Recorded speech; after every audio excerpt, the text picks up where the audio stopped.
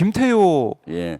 안보실 제1차장이 예. 유죄를 받았다. 그래서 이게 무슨 일이 있었지라고 우리가 다 이제 그렇죠. 기억 속에 예, 예. 잊혀져 있는 예. 그런 일들을 다시 끄집어냈는데요. 예. 어떤 일이 있었던 겁니까? 어떻게 유죄를 받게 된 겁니까? 지난주 안보실 1차장 네. 김태호가 대법원에서 군사기밀보호법 위반으로 아. 유죄를 받고 선고 300만 원 벌금인가 해서 예, 선고유예를 선고유예. 됐어요. 선고유 사실은 안보실은 가장 안보를 중시 여기잖아요. 네. 안보의 컨트롤 타워 역할을 하는 겁니다.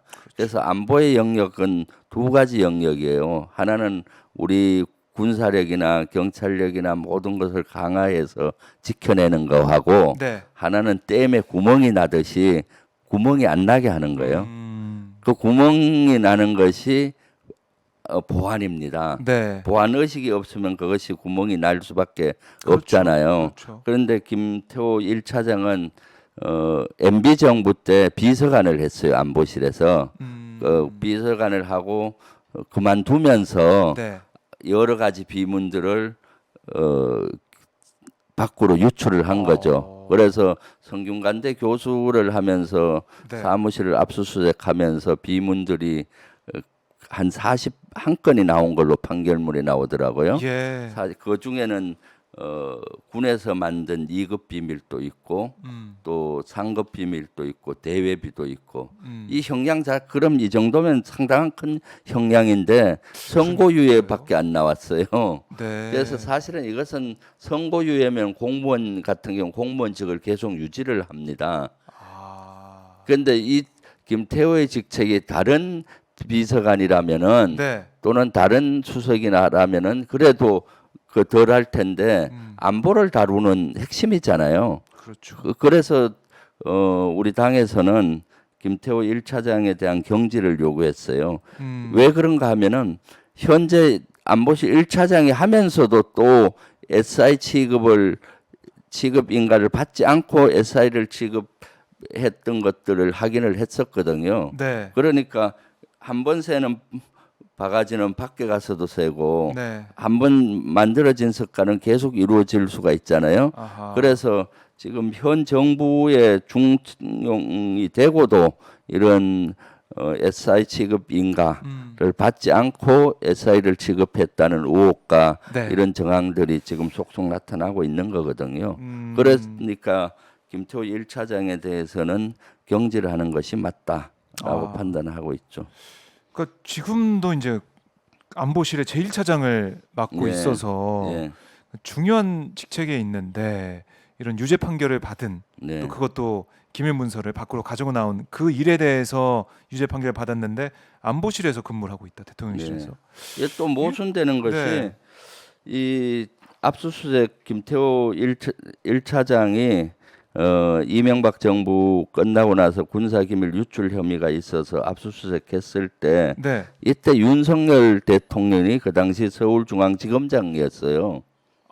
그러니까 본인 희하에 있는 검사들이 압수수색을 하고 네. 또 이것을 기소하고 했던 사건인데 그러니까 윤석열 대통령은 누구보다도 김태호 1차장이 보안 의식이 없다는 걸 알면서도 안보실 1차장에 기용을 한다는 것이 모순이죠. 그 점도 있군요. 네. 저희가 생각 못했던 부분인데 네. 이 수사했던 이런 상황들을 알고 있고 네. 검찰은 기소하려면 유죄라고 생각을 해서 기소를 하는 거잖아요. 그렇죠. 재판에 넘기는 건데 그런 상황에서도 중용을 했다. 예. 하하. 그러니까 그런 앞뒤가 안 것들이 맞네요. 모순적이고 그러니까 현재 윤석열 정부 전반적으로 보안에 구멍이 나고 있다고 제가 여러 번 지적하고 네. 있지 않습니까? 왜냐하면 SI 같은 경우는 진짜로 가장 보호를 받아야 되는 특별 취급되는 비문들입니다. 그렇죠. 그런데 이런 것들이 새 나가고 있거든요. 네. 왜냐하면 안보실 1차장 같은 경우 그 SI 취급 인가권도 안 받고 이렇게 해서 조사를 하라고 했더니 국방부에 네. 조사도 제대로 안 하고 있고요.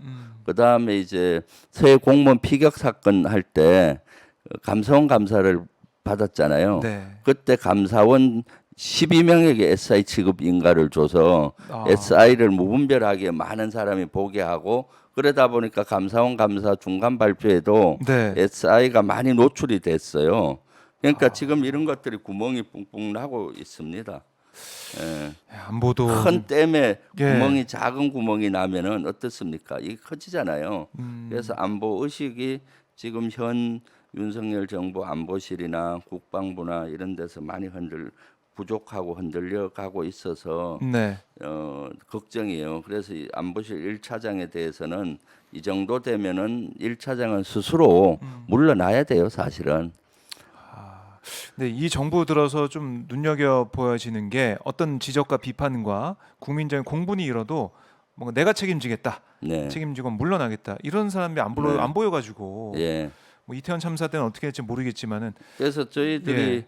경질 요구를 국방위 의원들이 지난주 했었거든요. 네, 그랬더니 안보실에서는 그동안 하는 근무 태도라든가 업무라든가 뭐 이런 전반적으로 봐서 그대로 유임한다는 식으로 발표를 했어요. 유임한다. 그래서 다음 주 운영위에서 이런 것들 하나하나 따져보려고 합니다. 네, 김태호 1차장의 거치 어떻게 네. 될지 사실 지켜보기- 정보위에서도 열렸었는데 이걸 따지려고 이번 주 월요일 날 했었는데 예. 네, 지금 이태원 참사로 인해서 네. 정쟁으로 갈 수 있기 때문에 이것은 그래요. 그렇게 따지질 못했어요. 그래서 음. 다음 주부터는 이것을 좀 더 따져보려고 그럽니다. 네, 알겠습니다. 그러니까 지금 애도 기간이기 때문에 저희가 네.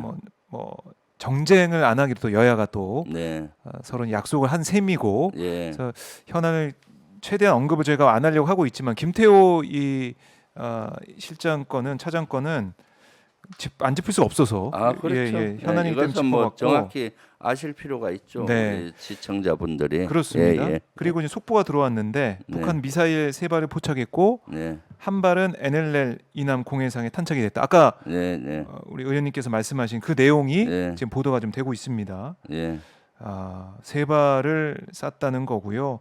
이게 11월 이제 중간 선거 이제 얼마 안 남았잖아요. 미국의 중간 선거가 예. 중간 선거가 얼마 안 남은 상황에서 북한의 이런 도발, 미사일 발사 좀 앞으로 계속 이어질 것 같다는 생각도 들어요. 결국에는 네. 7차 핵실험이 언제 있을 것이냐, 이 중간 선거와 맞물려서 어떻게 일정이 진행될 것이냐 네. 여러 가지 관측이 나오고 있는데 예, 북한의 이런 미사일 발사 계속 이어질 수밖에 없겠네요. 현재까지를 볼 때는 네. 어떻습니까?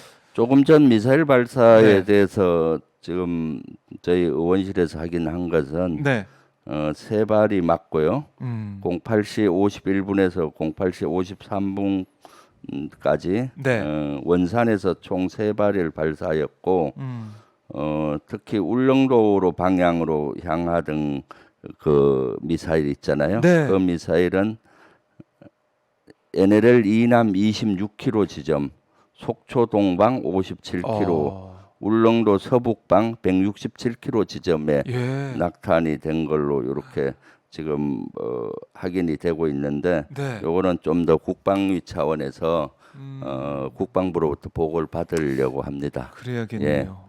지금 이렇게 네, 점점 지금 그 한반도의 긴장 국면이 점점 고조돼서 걱정입니다. 네. 네, 근데 지금 이 이태원 참사 저도 크기 네. 때문에 예. 저희가 여러 가지 사안이 있고 네. 또 이슈가 있지만은 다 이제 들여다볼 수가 없는데 그래도 이 속보로 들어온 이 미사일 발사 네. 소식은 그냥 좀 넘어갈 수가 없겠네요. 그렇죠. 이것은 좀 따져봐야 되고 네. 지금 사실 우리 이태원 참사로 인해서 다른 이슈가 좀 얘기하기가 적절하지는 않는데 지금 그러면서도 네. 지금 사실은 북한의 핵미사일 위협은 점점 가까이 오고 있기 때문에 잠깐 얘기를 드리고 네, 싶어요. 네. 좀 들어야 지금 되겠습니다. 예. 사실 우리에게 가장 큰 위협은 그 북한의 핵미사일 위협이잖아요. 그렇습니다. 그래서 이것을 문재인 정부 때는 3가지로 그 노력을 했어요. 하나는 북한을 비핵화하기 위한 노력, 위협을 낮추기 위한 노력을 했고, 네. 그다음 하나는 우리의 힘을 높이는 노력. 그건 2가지인데 하나는 이제 삼축 개념, 한국형 삼축 있잖아요. 네. 북한의 핵 미사일에 대응하기 위한 이런 전력을 강화하는 노력과 하나는 미국의 한미가의 관계를 공고히 해서 확장 억제 정책을 강화하는 노력을 했어요. 네. 그런데 이제 현재 윤석열 정부 들어와서는 비핵화 노력은 거의 하지 않고 있어요.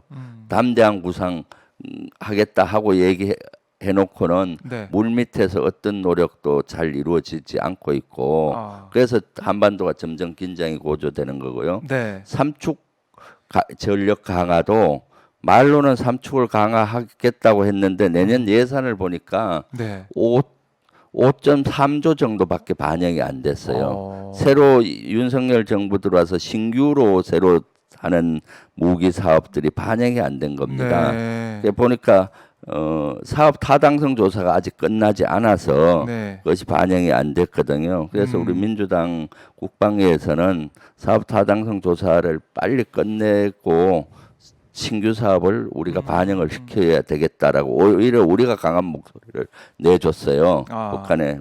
그다음 이제 확장 억제 정책과 관련해서는 확장 억제 정책을 진보 보수할 것 없이 유지해 왔는데 현재 국민의힘에서는 한술 더 떠서 전술핵을 배치해야 되겠다. 전술 핵 공유하겠다. 네. 또 일부 인원들은 핵 개발까지 주장하고 있잖아요. 예. 이것은 너무 무책임한 얘기거든요. 확장 억제 정책으로 가야 되는데 너무나 무책임하게 이렇게 하는 거죠. 이런 말을 이것의 여파는 너무 큽니다. 전술핵 배치라든가 핵 공유라든가 네. 핵 개발은 바로 이제 경제의 어려움으로 기결이 되고 한반도를 위험에 빠뜨릴 수가 있다고 저는 늘 생각해 왔거든요. 네. 그래서 지난주 사실은 최근에 8년 동안 연합사령관을 세 분이 했어요. 스카파로티 사령관하고 브룩스 사령관, 네. 에브람스 사령관 세 분이 한국을 왔었습니다. 그때 우리 국방위원들하고도 간담회를 했었을 때 네. 제가 한번 질의를 했죠. 지금 가장 큰 위협이 북한의 핵미사일 위협인데 네. 일부 인원들이 정치 지도자들이 전술핵 배치 핵 공유, 핵 개발 이런 주장을 하는데 거기에 어떻게 생각하느냐라고 네. 질문을 했더니 세 명의 이구종성으로 하는 것이 전술핵 배치 이런 것들은 핵 공유는 한반도를 위험에 빠뜨린다. 대한민국을 위험에 빠뜨릴 것이다라고 확고히 얘기하더라고요. 네. 하하. 그만큼 이제 핵에 있어서 네. 여권에 나오고 있는 그 네. 여러 가지 제시하고 있는 정책, 네. 주장 이거는 네. 말이 안 된다는 얘기를 미국에서 이제 하고 있는 셈이잖아요. 예, 그렇죠. 그렇게 얘기하고 있고 안 되는 이유를 몇 가지 얘기하는데 첫 번째는 한국 그 전술핵 배치를 나 이런 걸 하게 되면 북한이 오판하게 된다. 북한은 이미 핵에 대한 정책으로서 선제 공격, 선제 타격할 조건을 만들었잖아요. 네. 그러면 북한이 낮은 정보력, 우리 한국에 대한 낮은 정보력으로 표현하던데 한미 전력에 대한 정보가 낮기 때문에 네. 오판을 해서 선제 공격의 빌미가 될 수 있다. 는 게 첫 번째였고 두 번째는 전술핵은 가장 안전한 곳에 있어야 되는데 대한민국 지역에서는 안전하지가 않다. 네. 북한의 장사정폭 사거리라든가 탄도미사일의 사거리 내 다 들어가잖아요. 그럼 북한은 전술핵 저장고를 가장 먼저 네. 타격할 거 아닙니까? 그리고 세 번째는 그걸 하기 위해서는 저장 시설을 잘 만들고 엄청난 경계를 해야 될 텐데 네. 그러다 보면 다른 지역에 전력의 공백이 생길 수가 있다는 거고 그다음에 이제 확장 억제 정책이야말로 가장 그 잘된 정책이다. 그걸 한미 동맹이 공고하다고 얘기만 하지 말고 네. 그것을 믿어야 된다. 특히 스카파로티 사령관님은 네. 나토 사령관과 유럽군 사령관을 했어요. 유럽에서 그분 얘기는 나토식 핵 공유보다도 네. 확장 억제 정책이 더 확고하고 더 강화돼 있는 모델이라고 얘기했어요. 그래서 엊그저께 국방이 열렸을 때 제가 국방장관한테 이런 얘기를 했었고 네. 국방장관도 전술핵 배치는 반대한다. 확장 억제 정책을 강화하는 것이 국방부의 입장이다라고 했습니다. 네. 제가 왜 이런 얘기를 하는가 하면 지금 국민의힘에서 실제 김기현 의원을 비롯해서 뭐 여러 의원들이 전술핵 배치니 뭐 이런 것들을 주장하고 있기 때문에 그것이 네. 얼마나 무책임하고 한반도를 위험에 빠뜨리는 얘기인지를 얘기하고 싶고 우리 네. 시청자분들도 그런 것들을 정확히 좀 아실 필요가 있을 것 같아서 좀 말씀드렸습니다. 네, 이게 또 이제 중요한 문제인데 저희가 다음 시간에도 이어서 한번 다뤄보고 이 국민의힘의 주장에 대해서도 하나하나 좀 짚어보는 예, 시간을 예. 갖도록 하겠습니다.